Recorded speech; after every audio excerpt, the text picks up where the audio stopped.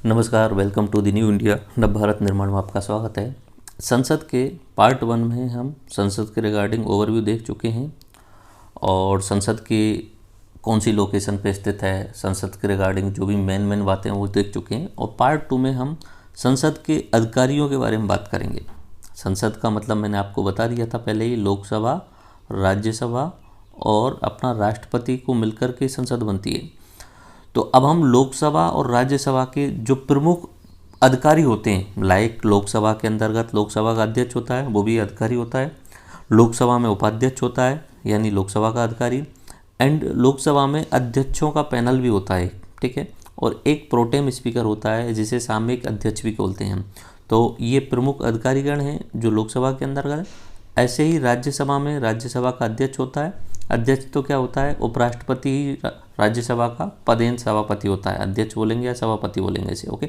और राज्यसभा का एक उपसभापति भी होता है और उपसभापतियों का पैनल होता है। तो ये राज्यसभा के अधिकारीगण हैं।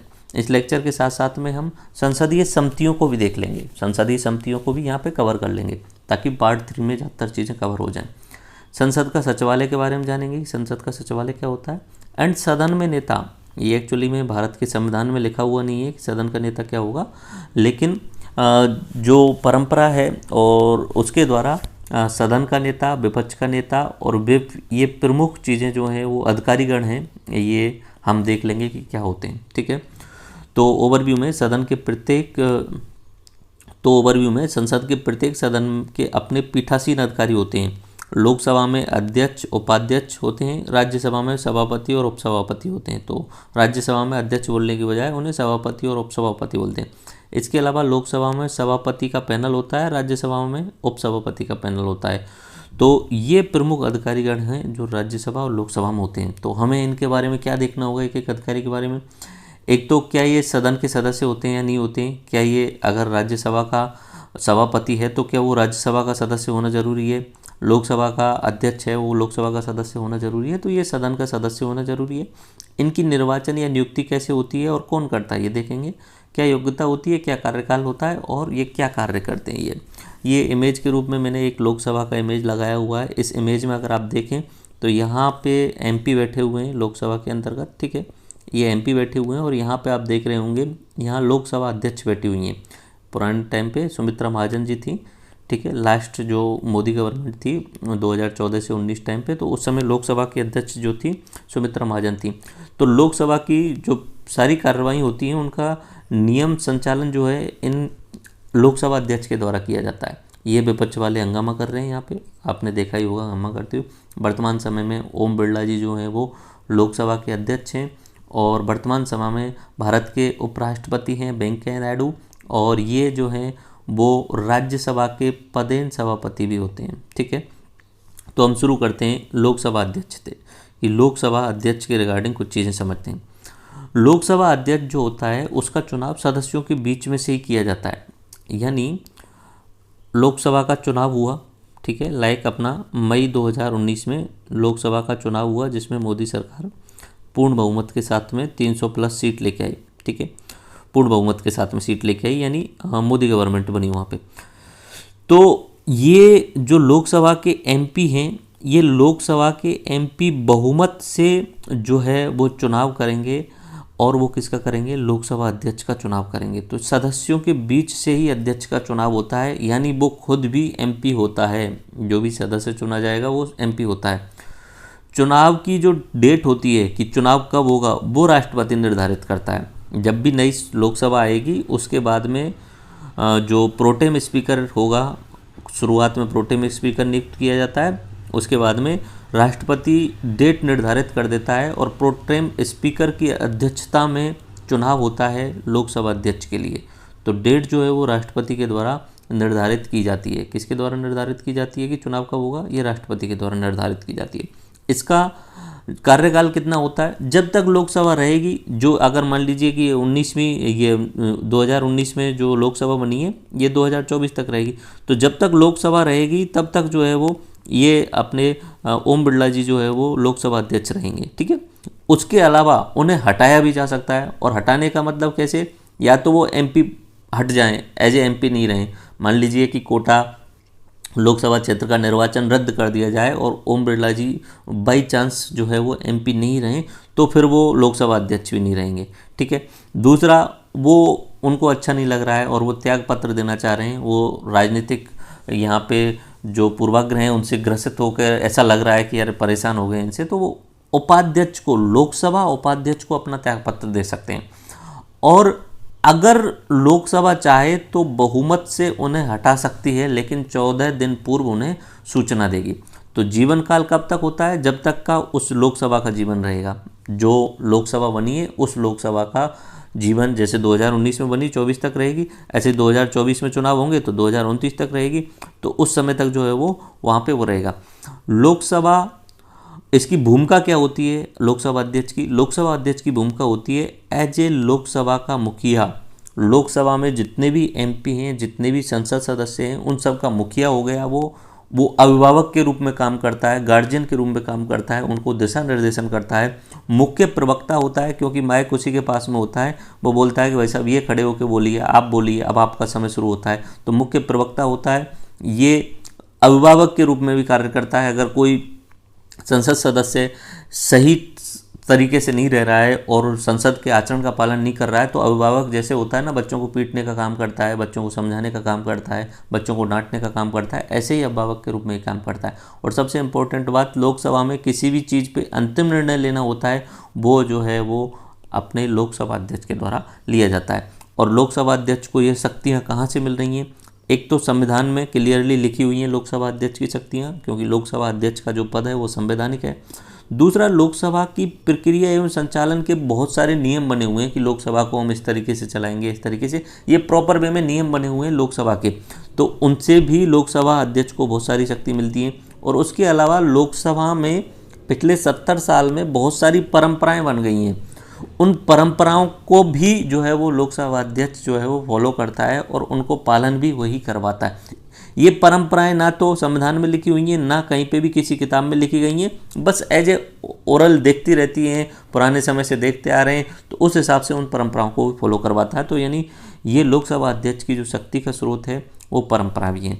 एंड कार्य क्या होते हैं? ये कार्य आपको 10 कार्य याद करने होंगे लोकसभा अध्यक्ष। देखो, इस पूरे टॉपिक में सबसे इम्पोर्टेंट यही है इस पूरे लेक्चर में कि लोकसभा अध्यक्ष के रिगार्डिंग आप बातें याद कर लें, एंड देन फिर आप जो है वो राज्यसभा अध्यक्ष के रिगार्डिंग भी बातें याद कर लेना। दो के बारे में आप याद कर लेना, बाकी चीज़ें तो ऑटोमेटिक हो जाएंगी। राज्यसभा सभापति एंड लोकसभा अध्यक्ष। अब ये मेंस में भी पूछा जा सकता है लोकसभा अध्यक्ष के कार्य। पहली बात तो कार्यवाही संचालन के नियम, उनका निर्वहन करवाना। संसद की कार्यवाही संचालन होते हैं, संसद के सत्र होते रहते हैं। संसद के सत्र तो राष्ट्रपति बुलाता है, लेकिन संसद के भीतर जो कार्रवाई होती है कि भाई अब शुरू किया जाए, अब इसका नंबर है बोलने का, अब आप बैठ जाइए, अब आप शांत रहिए, तो इस तरीके के जो भी नियम हैं उनका निर्वहन, उनका क्रियान्वयन कौन करवा रहा है? लोकसभा अध्यक्ष करवा रहा है। किसी भी चीज़ में अंतिम व्याख्याकार के रूप में लोकसभा अध्यक्ष रहता है। कोरम पूर्ति नहीं होने पर, कोरम पूर्ति का मतलब होता है 1/10 सदस्य होना। लोकसभा सदस्य जितने भी हैं 543 होते हैं, तो 543 में से अगर 1/10 सदस्य नहीं आए हैं तो फिर राज्यसभा और लोकसभा जो है उस दिन नहीं चलेगी। उस समय अगर कोरम पूर्ति नहीं हुई है तो लोकसभा का संचालन नहीं होगा। कोरम पूर्ति की देखना कि 1/10 लोग आ चुके हैं या नहीं आ चुके हैं, एमपी आ चुके हैं या नहीं आ चुके हैं। अगर नहीं आए तो लोकसभा नहीं चलेगी। देन निर्णायक मत, किसी भी विधेयक में शुरुआत में लोकसभा अध्यक्ष वोटिंग नहीं करता है। अगर लगता है कि भाई लोकसभा में दोनों बराबर संतुलन की स्थिति आ गई है तो अंतिम वोट जो है वो लोकसभा अध्यक्ष दे सकता है, यानी निर्णायक मत दे सकता है। शुरुआत में नहीं देता है। अगर विधेयक जो है लोकसभा में लेकर आ जाता है, उस पर वोटिंग होती है, तो शुरुआत में लोकसभा के सभी एमपी जो है वो वोटिंग कर लेंगे, अदर एमपी वोटिंग कर लेंगे, लेकिन अध्यक्ष नहीं करता है शुरुआत में।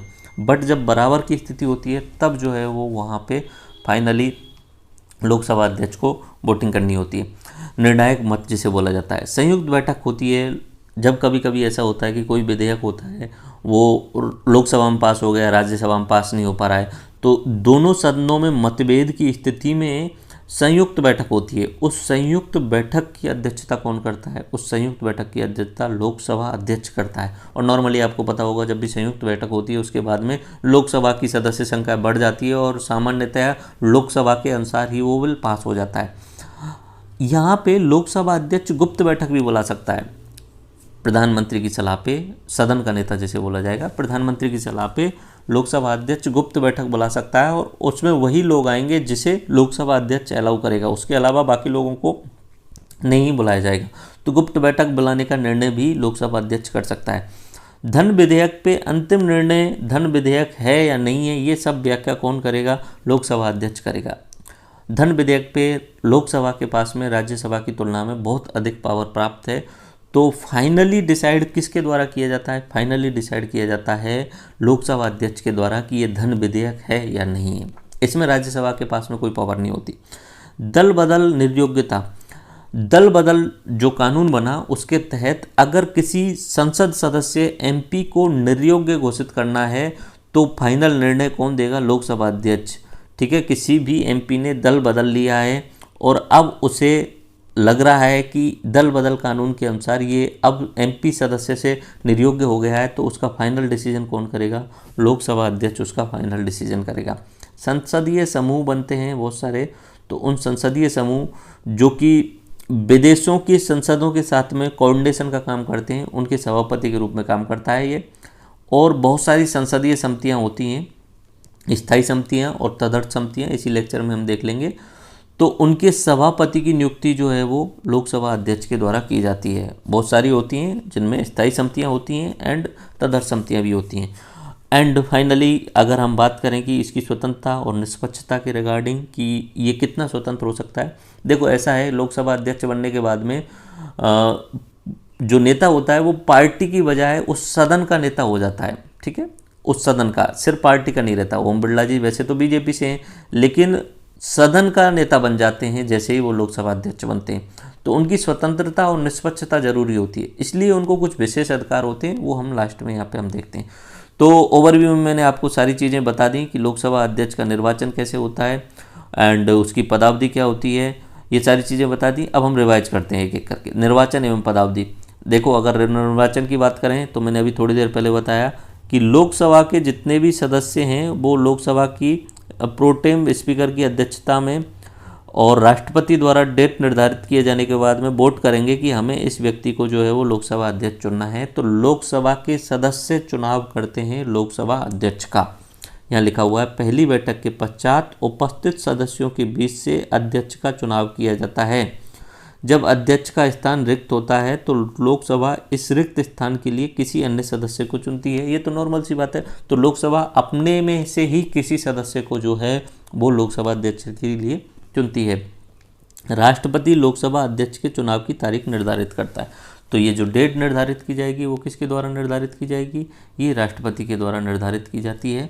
देन आमतौर पर लोकसभा अध्यक्ष के जीवन काल लोकसभा के जीवन काल तक पद धारण करता है। तो जो भी लोकसभा है उस लोकसभा के जीवन काल जितना रहने वाला है, यानी 2019 में जो बनी है उसका 2024 तक रहेगा, तब तक ये लोकसभा अध्यक्ष के रूप में काम करेंगे। ठीक है, हालांकि उसका पद निम्नलिखित 3 मामलों में इससे पहले भी समाप्त हो सकता है। तो समाप्त होने की क्या कंडीशन है? पहला तो वो अगर वो सदन का सदस्य नहीं रहे, यानी लोकसभा सदस्य है तो लोकसभा का एमपी अगर वो नहीं रहे तो एमपी के पद से ही वो बर्खास्त हो जाए किन्हीं कारणों से, तो वो ऑटोमेटिक लोकसभा अध्यक्ष पद से भी बर्खास्त हो जाएगा। यानी लोकसभा अध्यक्ष जो होता है वो एमपी होना जरूरी होता है उसके लिए। और अगर वो चाहे तो खुद त्याग पत्र दे सकता है। किसको दे सकता है? लोकसभा के उपाध्यक्ष को जो है वो संबोधित करते हुए अपने हस्ताक्षर सहित लेख द्वारा त्याग कर सकता है।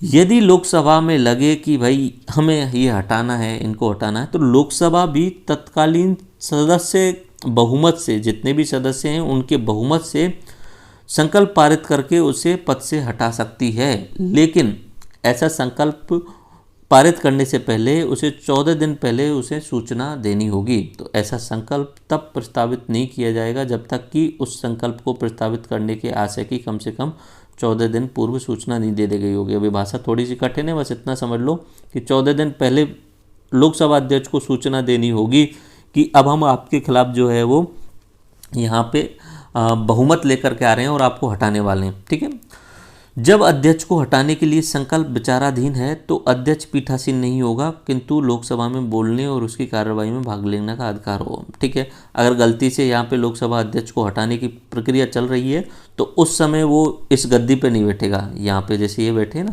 उस समय जो है वो इस गद्दी पे नहीं बैठेगा। राष्ट्रपति के लिए अलग प्रक्रिया है, तो यहाँ पे इस गद्दी पे जो है वो बैठेंगे नहीं। ठीक है, ऐसी स्थिति में उसे मत देने का अधिकार होगा, परंतु मतों के बराबर होने की स्थिति में वो मत नहीं दे पाएंगे। और बेसिक कंडीशन में, नॉर्मल कंडीशन में लोकसभा अध्यक्ष के रूप में वो निर्णायक मत देते थे। यहाँ यह ध्यान देने योग्य बात है, जब लोकसभा विघटित होती है तो अध्यक्ष अपना पद नहीं छोड़ता है, वह नई लोकसभा की बैठक तक अपना पद धारण रखता है। नई लोकसभा तक अपना पद धारण रखता है। आगे बात समझ में।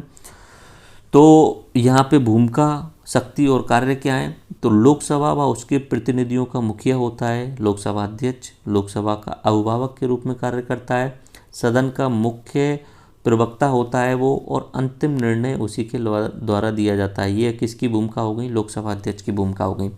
और इस अध्यक्ष को जो शक्तियाँ मिल रही हैं वो कहाँ से मिल रही हैं? 3 स्रोतों से मिल रही हैं। एक तो भारत का संविधान लोकसभा अध्यक्ष को शक्तियाँ दे रहा है, लोकसभा की प्रक्रिया और संचालन नियम होते हैं उनके द्वारा भी उसे यहाँ पे शक्ति मिल रही है, और संसदीय परंपराओं से भी उसके शक्ति और कर्तव्य प्राप्त हो रहे हैं। तो अब इसकी कार्यों के बारे में देखें तो कार्य अभी थोड़ी देर पहले देखे, उनको रिवाइज करना है। बोले कार्यवाही, संचालन और विधि और नियम का निर्वहन करवाता है कि संसद में किस तरीके से संसद की कार्रवाई करवानी है, ये सब जो है वो डिसाइड कौन करवाता है? लोकसभा अध्यक्ष करवाता है। लोकसभा की प्रक्रिया और कार्य संचालन के नियम और संसदीय पूर्व उदाहरण यानी संसद की परंपराओं का अंतिम व्याख्याकार कौन होता है? लोकसभा अध्यक्ष होता है। अभी थोड़ी देर पहले बताया। अध्यक्ष का कर्तव्य यह है कि कोरम पूर्ति के अभाव में सदन को स्थगित कर सकता है। सदन की बैठक के लिए गणपूर्ति सदन की संख्या का 10वां भाग होना जरूरी होता है। सामान्य स्थिति में वो लोकसभा अध्यक्ष वोट नहीं देता है, परंतु बराबरी की स्थिति में वो वोट दे सकता है। दूसरे शब्दों में, किसी मुद्दे पे अगर सदन समान रूप से विभाजित हो जाए तो वह अपने मत का प्रयोग कर सकता है। ऐसे मत को निर्णायक मत कहा जाता है। इसका तात्पर्य गतिरोध को समाप्त करना है। अध्यक्ष सदन के दोनों सदनों की संयुक्त बैठक की अध्यक्षता करता है। सदनों के बीच विधेयक पर गतिरोध समाप्त करने के लिए राष्ट्रपति संयुक्त बैठक बुलाता है। संयुक्त बैठक राष्ट्रपति बुलाता है और अध्यक्षता कौन करेगा? लोकसभा अध्यक्ष करेगा, ना कि राज्यसभा सभापति। सदन के नेता का आग्रह पे वो गुप्त बैठक भी बुला लेता है। सदन का नेता एक्चुअली में नॉर्मली पीएम ही होता है, या पीएम के द्वारा नियुक्त कोई सदस्य होता है, लेकिन सामान्यतः पीएम ही होता है। तो अगर पीएम अगर आग्रह करेंगे तो गुप्त बैठक बुलाता है, और गुप्त बैठक की जाती है तो किसी अनजान व्यक्ति को चैम्बर या गैलरी में जाने की इजाज़त नहीं होती। सिर्फ अध्यक्ष द्वारा जो अनुमति दी गई है उनको ही अनुमति मिलती है वहाँ पे। अध्यक्ष यह तय करता है कि विधेयक धन विधेयक है नहीं। इसका अंतिम निर्णय लोकसभा अध्यक्ष के द्वारा किया जा सकता है। राज्यसभा में सिफारिश या राष्ट्रपति की सहमति के लिए भेजा जाने वाला विधेयक अध्यक्ष द्वारा सत्यापित होता है कि वह धन विधेयक है या नहीं है। तो पहले लोकसभा में लोकसभा अध्यक्ष उसे डिसाइड कर देगा धन विधेयक है या नहीं है। 10वीं अनुसूची जो है उसके तहत दल बदल उपबंध के आधार पर अध्यक्ष लोकसभा के किसी सदस्य की निर्योग्यता के प्रश्न का निपटारा करता है। 1992 में उच्चतम न्यायालय ने कहा कि इस संबंध में अध्यक्ष के निर्णय को न्यायालय की चुनौती भी दी जा सकती है। तो नॉर्मल सी बात है ये। 10वीं जो 10th शेड्यूल है उसमें दल बदल कानून के कुछ नियम दिए गए हैं। उनके आधार पर किसी भी एमपी को निर्योग्य घोषित करना है तो वो कौन करेगा? लोकसभा अध्यक्ष करेगा। लेकिन लोकसभा अध्यक्ष ने अगर निर्योग्य घोषित कर दिया है तो एमपी जो है वो न्यायालय में भी जा सकता है कि भाई साहब मैं अभी निर्योग्य नहीं हुआ हूँ, इन्होंने जल्दी में कर दिया। इस तरीके से वे भारतीय संसदीय समूह के पदेन सभापति के रूप में कार्य करते हैं, जो भारतीय संसद और विश्व के विभिन्न संसदों के बीच में कड़ी का है। वे देश में विधायी निकायों के पीठासीन अधिकारियों के सम्मेलन के पदेन सभापति के रूप में भी कार्य करते हैं। और अंतिम कार्य लोकसभा के सभी संसदीय समितियों के सभापति को नियुक्त करता है जो लोकसभा से रिलेटेड हैं, ठीक है, और उनके कार्यों का पर्यवेक्षण करता है। वह स्वयं भी कार्य मंत्रणा समिति, नियम समिति और सामान्य प्रयोजन समिति का अध्यक्ष होता है। तो याद रखना ये ऑब्जेक्टिव टाइप में पूछा जा सकता है। लोकसभा अध्यक्ष निम्न में से किन का जो है वो सदस्य अध्यक्ष होता है? तो कार्य मंत्रणा समिति, नियम समिति और सामान्य प्रयोजन समिति का अध्यक्ष होता है। अब लोकसभा अध्यक्ष की स्वतंत्रता और निष्पक्षता की बात की जाए तो उसको बहुत सारे स्वतंत्रता और निष्पक्षता वाले अधिकार दिए गए हैं। सबसे पहले तो उन्हें हटाना इतना आसान नहीं है, क्योंकि उन्हें 14 दिन पहले नोटिस देना होता है और 50 सदस्यों का समर्थन जरूरी होता है। वैसे एक चीज़ आप देखिए, हटाने की ज़रूरत ही नहीं पड़ेगी ना, क्योंकि पक्ष की तरफ से ही नॉर्मली बनता है, जो सदन में बहुमत वाला पार्टी है उसकी तरफ से ही बनता है। तो पहली बात तो वो पार्टी के हिसाब से चलेगा, पार्टी के हिसाब से चल रहा है नेता ओम बिरला जी, तो बीजेपी के कहने के हिसाब से ही चलेंगे, अगर नहीं चलेंगे तो ही तो हटाया जाएगा। तो यहाँ पे थोड़ी सी स्वतंत्रता जो है वो डाउन हो भी जाती है। फिर भी सरकार ने संविधान में प्रावधान जो किए गए हैं वो इस तरीके से किए गए हैं कि यहाँ पे सदन के जो अध्यक्ष है उसका जीवन काल सदन के जीवन काल पर्यंत रहता है। उसे लोकसभा के तत्कालीन सदस्यों के विशेष बहुमत द्वारा संकल्प पारित करने पे हटाया जा सकता है। सामान्य बहुमत नहीं, विशेष बहुमत, ध्यान रखना, विशेष बहुमत 2/3 होता है। इस प्रक्रिया पर विचार करने या चर्चा के लिए कम से कम 50 सदस्यों का समर्थन जरूरी होता है। उसको वेतन जो है वो संसद द्वारा निर्धारित करते हैं, तो फिक्स रहते हैं, इसलिए स्वतंत्रता बनी रहेगी। भाई वेतन काट नहीं सकता, प्रधानमंत्री के मन में आ गए वेतन काट दें, तो ऐसा नहीं हो सकता। उसके कार्यों और आचरण की लोकसभा में ना तो चर्चा की जा सकती है और ना ही आलोचना की जा सकती है। तो वो जैसा आचरण करना चाहे वो आचरण कर सकता है, वो सदस्यों को किसी भी तरीके से डांट डपट कर सकता है, स्वतंत्र और मौलिक प्रस्ताव को छोड़ करके। और उसके द्वारा जो भी सदन की प्रक्रिया में नियमित विनियमित किए गए व्यवस्था रखने की शक्ति प्रयोग की गई है, उसको न्यायपालिका में नहीं लाया जा सकता। कि मान लीजिए कि सदन में लोकसभा में कुछ एमपी जो है वो बखेड़ा खड़ा कर रहे हैं, तो लोकसभा अध्यक्ष उनको वहाँ से उठा के बाहर फेंकवा सकता है, लेकिन उसके खिलाफ जो है वो न्यायालय में नहीं जा सकते वो एमपी, क्योंकि सदन की प्रक्रिया में जो भी नियम किए जा रहे हैं वो लोकसभा अध्यक्ष के विवेकाधिकार पे रह रहे हैं। निर्णायक मत भी उसके द्वारा दिया जाता है। और वरीयता क्रम की बात करें तो वरीयता क्रम में वो नॉर्मली टॉप रैंकिंग में आ रहे हैं, 7वें नंबर पे आते हैं। पहले नंबर पे राष्ट्रपति होते हैं उस तरीके से, तो ये 7वें नंबर पे भारत के मुख्य न्यायाधीश के बराबर में आ रहे हैं, यानी वो प्रधानमंत्री और उप प्रधानमंत्री के बाद में कैबिनेट मंत्रियों से ऊपर हैं। ठीक है। ब्रिटेन में जो लोकसभा अध्यक्ष होता है वो किसी पार्टी का नहीं होता, और वो ना ही एमपी होता है ना ही वो लोकसभा सदस्य होता है। तो अध्यक्ष को आवश्यक रूप से किसी दल का सदस्य नहीं होना चाहिए। ऐसी परंपरा है, अध्यक्ष को अपने दल से त्यागपत्र देना पड़ता है। भारत में ऐसा नहीं होता, भारत में जो है वो उसी पार्टी में बना रहता है। लाइक अपने ओम बिरला जी अभी बीजेपी पार्टी में बने हुए हैं। ठीक है। इंडिया में वो पार्टी के अंदर ही रहता है, तो वहाँ इसलिए किया जाता है कि भाई अगर वो दल से इस्तीफा दे देगा तो वो बिल्कुल निष्पक्ष रहेगा और स्वतंत्र रहेगा, लेकिन इंडिया में ऐसा नहीं होता है। अब बात करते हैं लोकसभा उपाध्यक्ष के रिगार्डिंग।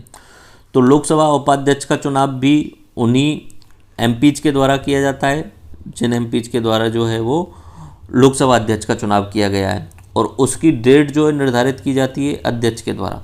अब थोड़ा सा यहाँ पे आप समझ लीजिए कहानी को, मैं नीचे वाले में समझा देता हूँ।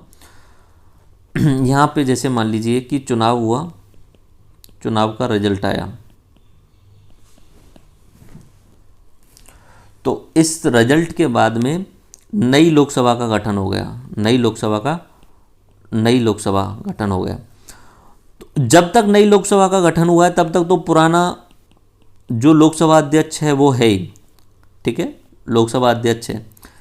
पहले दिन जब भी बैठक होगी तो उस दिन एक प्रोटेम अध्यक्ष नियुक्त किया जाएगा, उस दिन प्रोटेम अध्यक्ष नियुक्त किया जाएगा। और ये प्रोटेम अध्यक्ष या प्रोटेम स्पीकर जो होता है वो नॉर्मली सबसे वरिष्ठतम एमपी होता है। ठीक है, सबसे वरिष्ठतम एमपी होता है प्रोटेम अध्यक्ष। ये प्रोटेम अध्यक्ष की अध्यक्षता में यहाँ पे लोकसभा अध्यक्ष का चुनाव किया जाएगा। ठीक है, लोकसभा अध्यक्ष का चुनाव किया जाएगा, पहली बैठक में ही कर लिया जाएगा। ठीक है, नहीं, पहली बैठक में नहीं किया जाएगा, यहाँ पे राष्ट्रपति डेट डिसाइड कर देंगे। ठीक है, कि इस तारीख को, मे भी पहली बैठक में भी किया जा सकता है अगर राष्ट्रपति ने पहले से लिख दिया हो कि आज के दिन ही जो है वो लोकसभा अध्यक्ष का चुनाव किया जाता है, तो राष्ट्रपति डेट नॉर्मली पहली बैठक में ही कर देते हैं। ठीक है, तो यहाँ पे लोकसभा अध्यक्ष का चुनाव किया जाता है। लोकसभा अध्यक्ष फिर एक डेट देंगे कि उस दिन को लोकसभा उपाध्यक्ष का चुनाव किया जाना है, और उपाध्यक्ष का चुनाव भी सभी एमपी मिलकर के करेंगे, अध्यक्ष का चुनाव भी सभी एमपी मिलकर करते हैं। प्रोटेम स्पीकर को नॉर्मली वरिष्ठतम एमपी के रूप में उसका चुनाव नहीं होता है, नॉर्मली वरिष्ठतम एमपी को जो है प्रोटेम स्पीकर और 1 दिन के लिए 2 दिन के लिए बनाया जाता है। ओके, तो ये पूरी एक स्टोरी रहती है कि पुराने लोकसभा अध्यक्ष तब तक रहते हैं जब तक पहली बैठक होने वाली है, और उसी दिन प्रोटेम स्पीकर आ जाते हैं, वो फिर कोई डेट डिसाइड करके लोकसभा अध्यक्ष का चुनाव करते हैं, फिर लोकसभा अध्यक्ष डेट डिसाइड करके उपाध्यक्ष का चुनाव करवाते हैं। तो ये पूरी कहानी रहती है।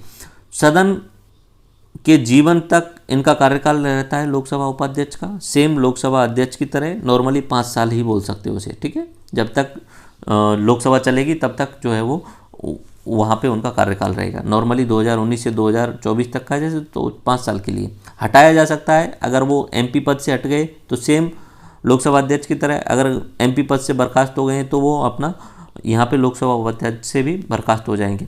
अगर वो त्याग पत्र देना चाहे तो वो अध्यक्ष को त्याग दे सकता है, और अध्यक्ष किसको त्याग पत्र देता है? उपाध्यक्ष को, और उसे बहुमत से हटाया जा सकता है, लेकिन उसे 14 दिन पहले ही सूचना देनी होगी। कार्य क्या होते हैं? अगर अध्यक्ष अनुपस्थित है तो उसकी अनुपस्थिति में वो कुर्सी पर बैठ जाता है। मान लीजिए ओम बिरला जी कहीं किसी दौरे पर चले गए हैं, कोटा घूमने के लिए आ गए हैं, तो और उसी समय पे संसद की कार्रवाई चल रही है, तो वहाँ पे अगर ओम बिरला जी नहीं है तो उनकी अनुपस्थिति में ये उपाध्यक्ष जो है वो मेन कुर्सी पे बैठ जाते हैं। और मे बी यहाँ पे ओम बिरला जी की तबीयत खराब है या वो थोड़ा बहुत आराम करना चाहते हैं, तो उस समय जो है वो उपाध्यक्ष को वहाँ पे कुर्सी पे बैठा के सेम उसी तरीके से कार्रवाई होती है जैसे अध्यक्ष करता है। लायक निर्णायक मत भी देता है उस समय वो, अगर वो कुर्सी पे बैठा है तो निर्णायक मत देगा, और कुर्सी पे नहीं बैठा है तो सामान्य जैसे लोकसभा सदस्य हैं बाकी उनकी तरह रहता है। संमति सदस्य के पदेन सभापति के रूप में भी कार्य करता है वो, और परंपरा ये है कि लोकसभा उपाध्यक्ष जो होता है वो विपक्षी दल से होता है, ठीक है। तो अब पढ़ के बता देता हूँ मैं जो भी चीज़ें समझाई। अध्यक्ष की तरह उपाध्यक्ष भी लोकसभा के सदस्यों के द्वारा चुना जाता है। अध्यक्ष के चुने जाने के बाद में उपाध्यक्ष को चुना जाता है। उपाध्यक्ष के चुनाव की तारीख अध्यक्ष निर्धारित करता है। जब उपाध्यक्ष का स्थान रिक्त होता है तो लोकसभा दूसरे सदस्य को इसके लिए चुन लेती है, वो तो नॉर्मल सी बात है। अगर कोई पद खाली है तो उसके लिए दूसरा चुना जाएगा। अध्यक्ष की तरह उपाध्यक्ष भी सदन के जीवन पर्यंत अपना पद धारण करता है। जब तक लोकसभा चलेगी वो वाली तो उस समय तक रहता है, परंतु वह निम्नलिखित 3 परिस्थितियों में एमपी नहीं रहे, त्यागपत्र दे दे अध्यक्ष को, या बहुमत से उसे हटा दिया जाए, और लेकिन 14 दिन पूर्व उसे सूचना देनी होगी। अध्यक्ष का पद रिक्त होने पे उपाध्यक्ष उनके कार्यों को करता है। अगर अध्यक्ष का पद रिक्त है तो उपाध्यक्ष काम करेगा, और अध्यक्ष अनुपस्थित हैं, पद रिक्त और अनुपस्थित में दोनों में आप समझ लीजिए।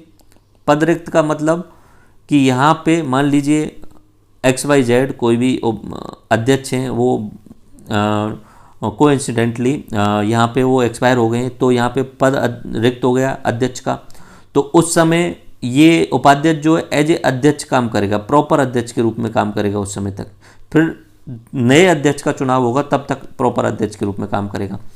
एक तो होता है पद रिक्त होना, यानी या तो उन्होंने त्यागपत्र दे दिया, या वो एक्सपायर हो गए अध्यक्ष जी, या एमपी के रूप में उनकी निर्योग्यता हो गई तो वो उनका पद रिक्त हो गया, तो उस समय जो है वो उपाध्यक्ष अध्यक्ष के रूप में काम करता है। और अनुपस्थित होना और पद रिक्त होने में आपको अंतर समझ में आ गया। अनुपस्थित उस दिन के लिए वो वहाँ पे उपस्थित नहीं है, ठीक है, तब वो उपाध्यक्ष जो होता है वो अध्यक्ष के रूप में काम करता है। दोनों ही स्थितियों में अध्यक्ष की शक्ति का निर्वहन करता है। संसद के दोनों सदनों की संयुक्त बैठक में अध्यक्ष की अनुपस्थिति में उपाध्यक्ष पीठासीन होता है। नॉर्मल सी बात है, अध्यक्ष नहीं होगा तो वही हो गए। उल्लेखनीय है, उपाध्यक्ष अध्यक्ष के अधीनस्थ नहीं होता है, वो प्रत्यक्ष रूप से संसद के प्रति उत्तरदायी होता है। उपाध्यक्ष के पास एक विशेष अधिकार होता है, उसे जब कभी भी किसी संसदीय समिति का सदस्य बनाया जाता है तो वह स्वाभाविक रूप से उसका सभापति बन जाता है। बहुत सारी संसदीय समितियां इसी लेक्चर में हम देख लेंगे। तो अगर उसका सदस्य बना तो वो ऑटोमेटिकली सभापति बन जाता है उस समिति का। अध्यक्ष की तरह उपाध्यक्ष भी जब पीठासीन होता है तो वह पहली बार मत नहीं देता, केवल मत बराबर होने की स्थिति में निर्णायक मत देता है। जब उपाध्यक्ष को हटाने का संकल्प विचाराधीन होता है तब वो पीठासीन नहीं होगा, हालांकि उसे सदन में उपस्थित रहने का अधिकार होगा। तो बी कवर दिस, जिसमें लोकसभा अध्यक्ष और लोकसभा उपाध्यक्ष। तो यहाँ पे आप देख लीजिए थोड़ा सा कि 24 मई 2019 को इलेक्शन 2019 वाले चुनाव हुए थे, उनका रिजल्ट आया था 24 मई 2019 को। ठीक है, तो सुमित्रा महाजन जी लोकसभा अध्यक्ष थी 6 जून 2014 से 17 जून 2019 तक। ठीक है, 17 जून 2019 तक। अब 17 जून तक संसद की एक भी बैठक हुई नहीं, तो यहाँ पे 17 जून को पहली बैठक हुई। उस दिन प्रोटेम स्पीकर बनाया गया वीरेंद्र कुमार खटीक जी को, और ये 17 जून से और 19 जून सिर्फ 2 दिन के लिए ही प्रोटेम स्पीकर रहे। और फिर 19 जून को जो है वो यहाँ पे लोकसभा अध्यक्ष का चुनाव कर लिया गया और ओम बिरला जी लोकसभा अध्यक्ष बन गए। तो 19 जून से 2019 से लेके और अब तक लोकसभा अध्यक्ष जो हैं वो ओम बिरला जी हैं। ठीक है, तो ये प्रोसेस रहती है। इतना ध्यान रख लेना कि सुमित्रा महाजन का कार्यकाल जो है वो 17 जून तक रहा है। ये चुनाव से पहले खत्म नहीं हुआ, चुनाव से पहले खत्म नहीं हुआ है, ये नई लोकसभा के गठन के बाद में खत्म हुआ है। इतना ध्यान रख लेना, यानी पहली बैठक के दिन तक रहा है। उस दिन प्रोटेम स्पीकर बने हैं एंड देन फिर ओम बिरला जी को चुन लिया गया 2 दिन बाद में। जो उपाध्यक्ष होता है, जब सदन अध्यक्ष सदन में पीठासीन होता है तो उपाध्यक्ष सदन के अन्य सदस्यों की तरह ही होता है। ठीक है, उपाध्यक्ष की रिगार्डिंग बात चल रही है।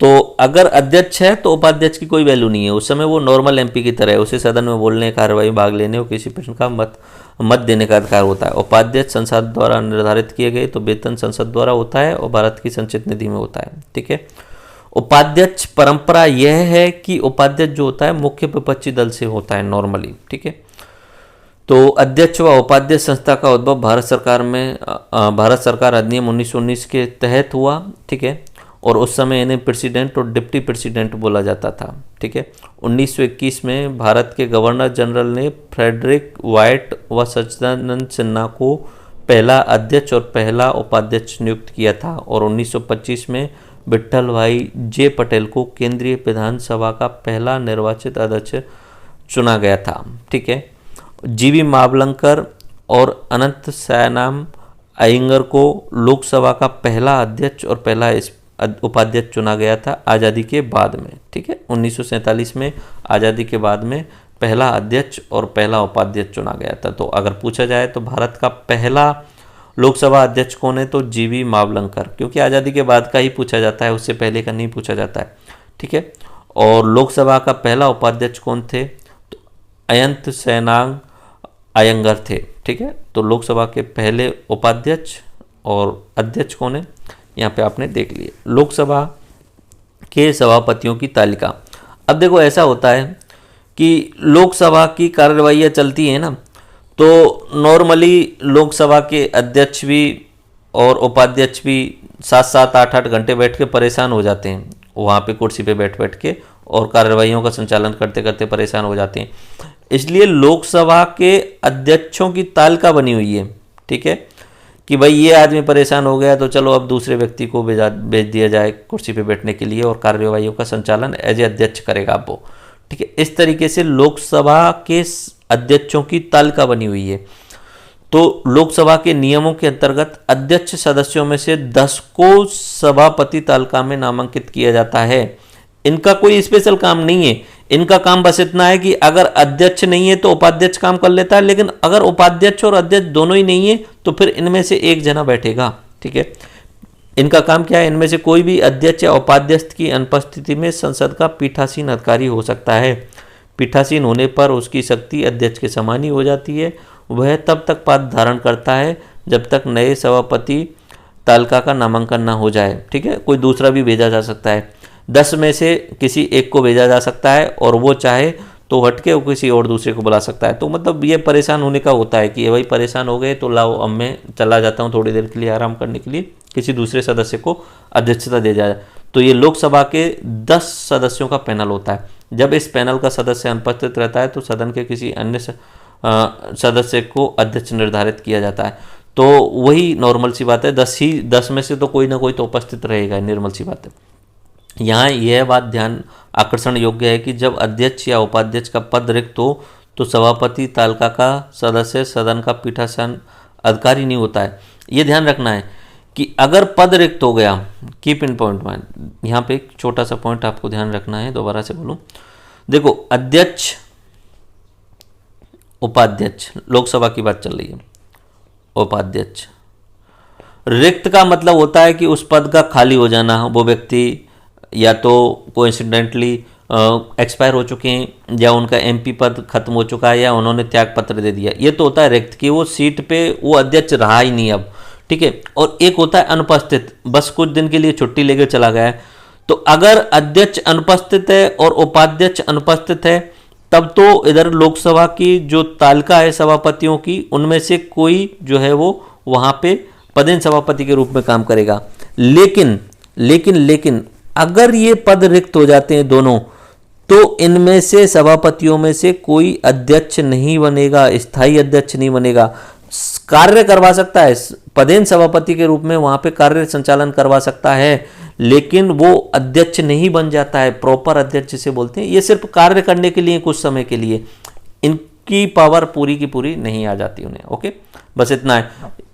लेकिन ऐसा होता है कि अगर अध्यक्ष नहीं है तो उपाध्यक्ष के पास में अध्यक्ष की पूरी पावर आ जाती है। आप समझ गए होंगे इस बात को। ओके, अब हम बात करते हैं प्रोटेम स्पीकर यानी समसामयिक अध्यक्ष। तो संविधान में व्यवस्था है कि पिछली लोकसभा के अध्यक्ष नई लोकसभा की पहली बैठक के ठीक पहले तक अपने पद पर रहते हैं, लास्ट तक वो जो है वो अपने पद पर रहते हैं। एंड इसलिए राष्ट्रपति लोकसभा के एक सदस्य को सामयिक अध्यक्ष नियुक्त करता है। आमतौर पर लोकसभा के वरिष्ठ सदस्य को इसके लिए चुना जाता है। राष्ट्रपति खुद सामयिक अध्यक्ष को शपथ दिलाता है।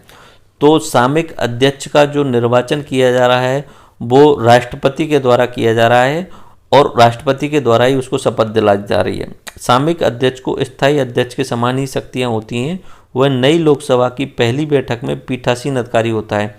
उसका मुख्य कर्तव्य नए सदस्यों को शपथ दिलवाना होता है। वह सदन के लिए अध्यक्ष का चुनाव करने के लिए मदद करता है।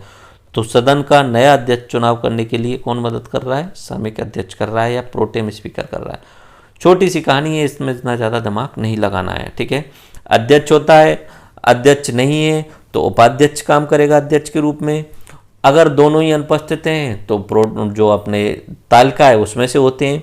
नया जब लोकसभा गठित होती है तब पुराना अध्यक्ष जो है वो अंतिम दिन तक रहता है, मतलब पहली बैठक के दिन तक रहता है। लेकिन पहली बैठक में ही यहाँ पे राष्ट्रपति के द्वारा प्रोटेम स्पीकर नियुक्त कर दिया जाता है। अब प्रोटेम स्पीकर जो है वो 1-2 दिन में चुनाव करवा के और नया लोकसभा अध्यक्ष यहाँ पे निर्वाचित कर देता है, ठीक है। अब बात करते हैं राज्यसभा की। राज्यसभा के सभापति की बात करें तो ये जो उपराष्ट्रपति होता है वो पदेन सभापति होता है।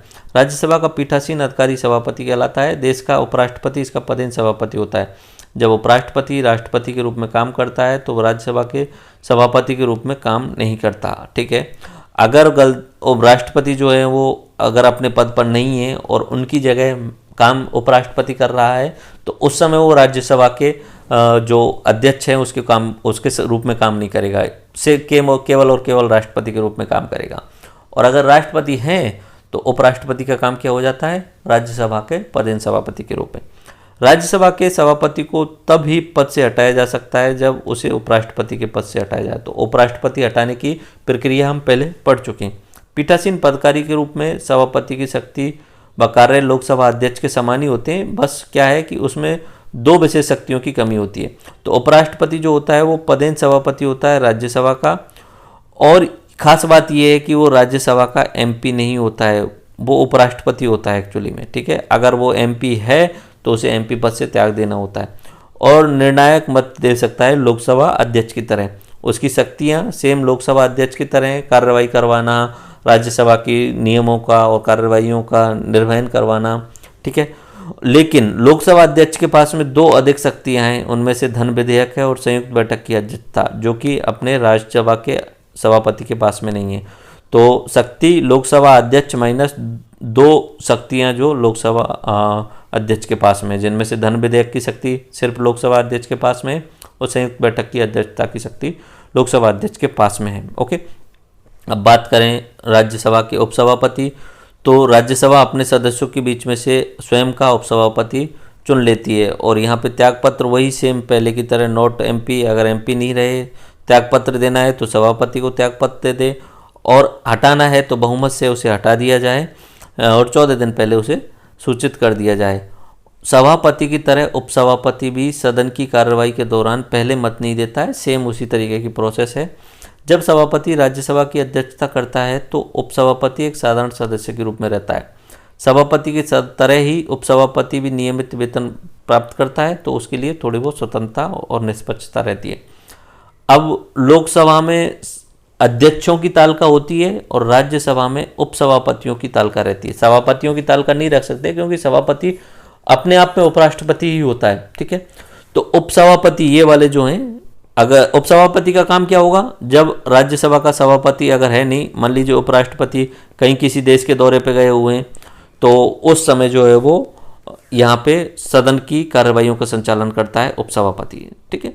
और अगर उपसभापति नहीं है तो यहाँ पे एक तालिका बनी हुई है, उस तालिका में से किसी न किसी व्यक्ति को जो है वो वहाँ पे कार्रवाई संचालन के लिए दिया जाता है। तो राज्यसभा के उपसभापतियों की तालिका, राज्यसभा नियमों के तहत सभापति इसके सदस्यों के बीच में से उपसभापतियों को मनोनीत करता है। जब पैनल में कोई भी उपसभापति उपस्थित ना हो तो दूसरा व्यक्ति जिसे सदन ने निर्धारित किया हुआ बतौर सभापति कार्य करता है। संसद का सचिवालय, संसद के दोनों सदनों का पृथक सचिवालय स्टाफ होता है। यद्यपि इनमें से कुछ पद दोनों सदनों के लिए समान है और उनका मुखिया महासचिव होता है। संसद का सचिवालय होता है। सचिवालय क्या होता है, एक तरीके से ये प्रशासनिक कार्य देखे जाते हैं। संसद के सारे उनकी लिखा पढ़ी जो होती है वो सचिवालय में होती है।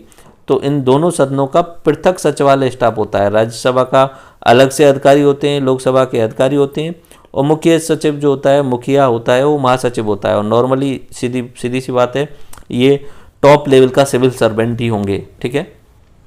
अब सदन में नेताओं के बारे में बात करते हैं। एक तो होता है संसद में नेता, एक तो होता है सदन का नेता यानी लोकसभा का नेता, एक होता है विपक्ष का नेता, ठीक है, और एक होता है व्हिप यानी मुख्य सचेतक।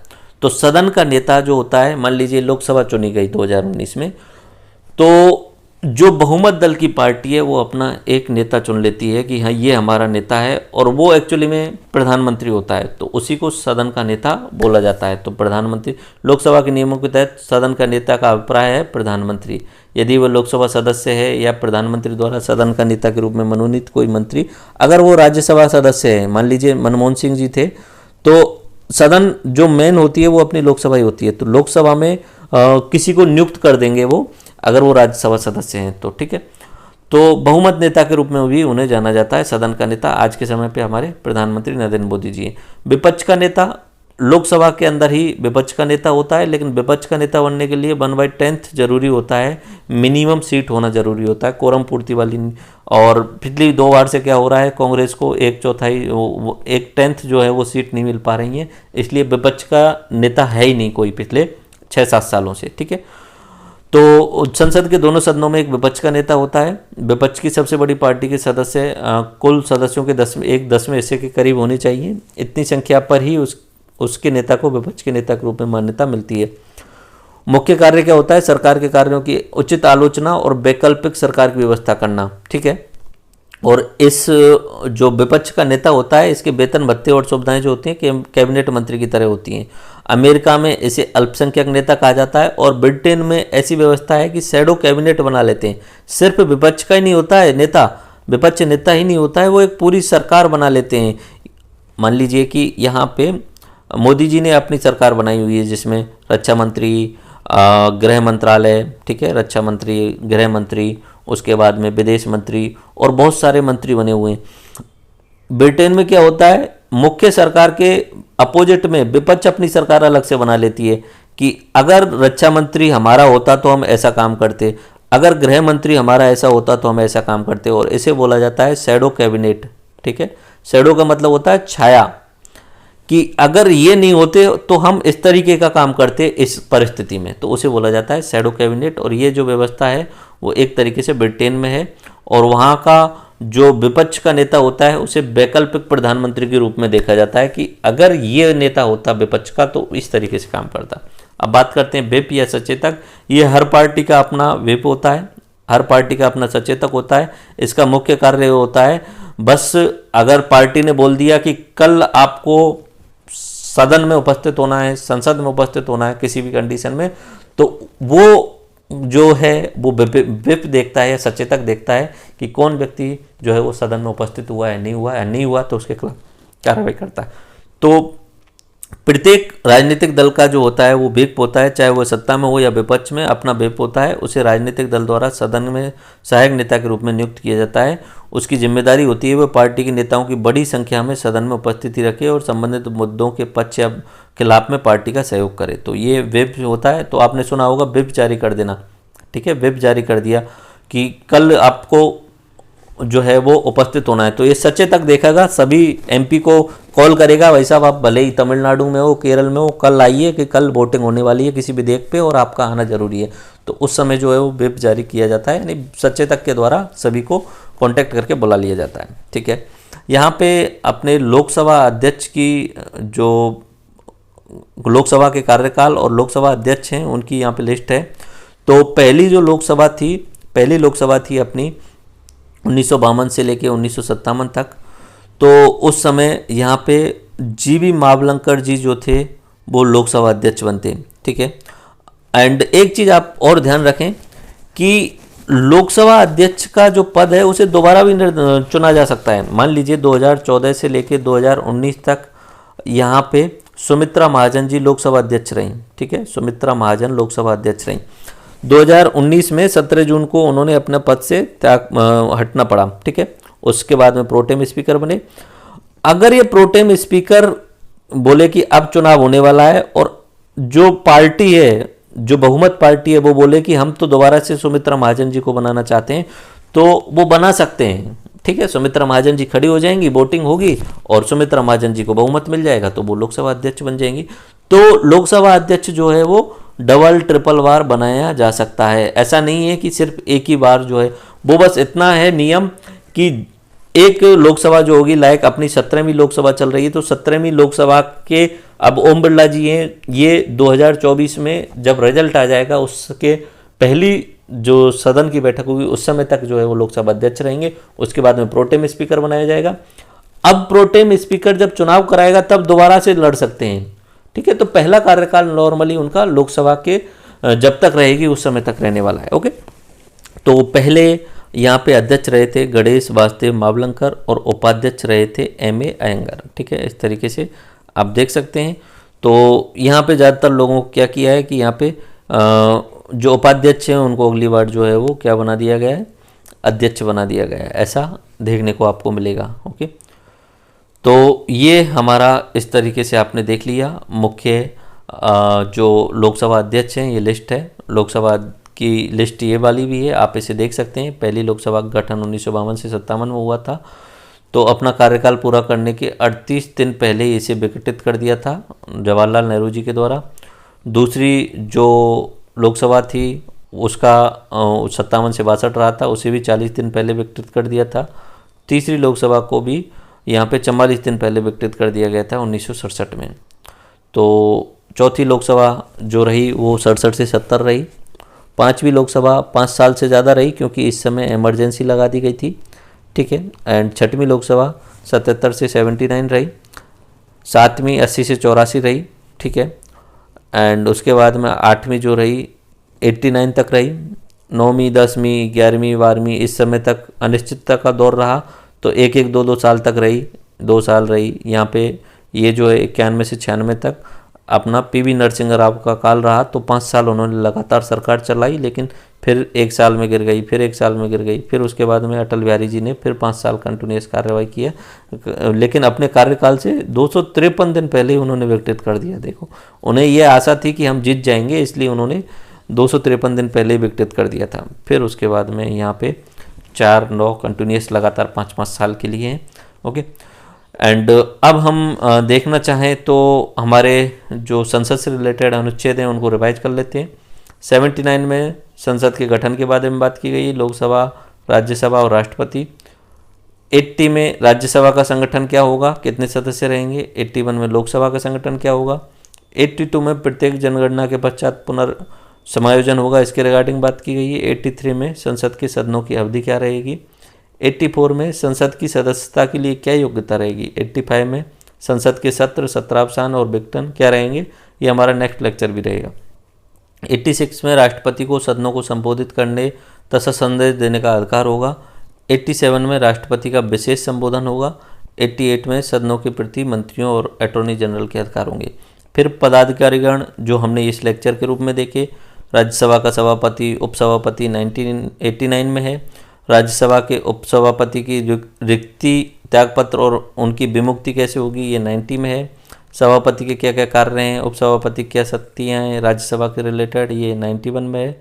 92 में सभापति और उपसभापति का सदन की अध्यक्षता से विरत रहना जबकि उनकी विमुक्ति संबंधी कोई प्रस्ताव विचाराधीन हो। इसका मतलब ये है कि अगर राज्यसभा के उपसभापति को या सभापति को हटाने के लिए प्रस्ताव आ चुका है तो वो व्यक्ति उस समय उस सीट पे नहीं बैठेगा, अध्यक्षता वाली सीट पे नहीं बैठेगा और राज्यसभा से दूर ही रहेगा, वोटिंग भी नहीं कर पाएगा।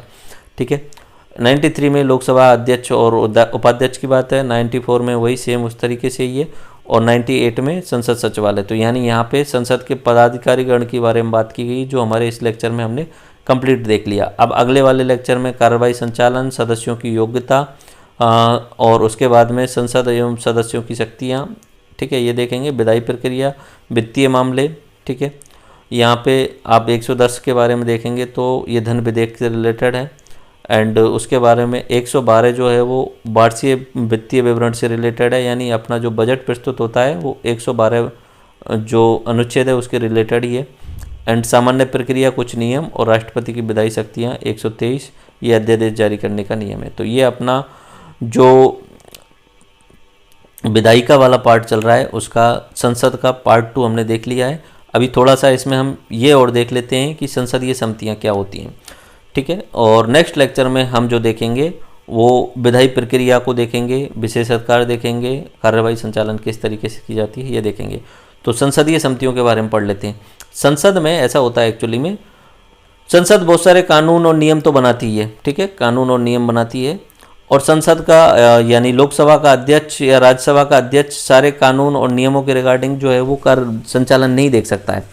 तो वो क्या करते हैं कि कुछ समितियां बना लेते हैं। संसद अपना बहुत सारा कार्य संसदीय समितियों के माध्यम से करती है। इन समितियों का कार्य कुछ ऐसी विशेष मदों को निपटाने के लिए नियुक्त किया जाता है जिसके लिए विशेषज्ञ द्वारा ब्यौरेवार विचार करने की आवश्यकता होती है।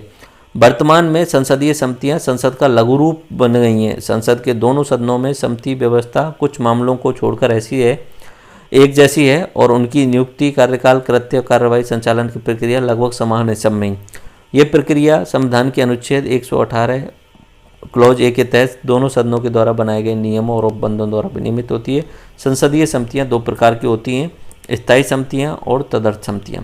अब आपको क्या करना है इस वाले टॉपिक में, बाकी चीज़ें तो आप याद नहीं कर सकते हो। देखो पहले तो ये समझिए समितियां क्यों बनाई।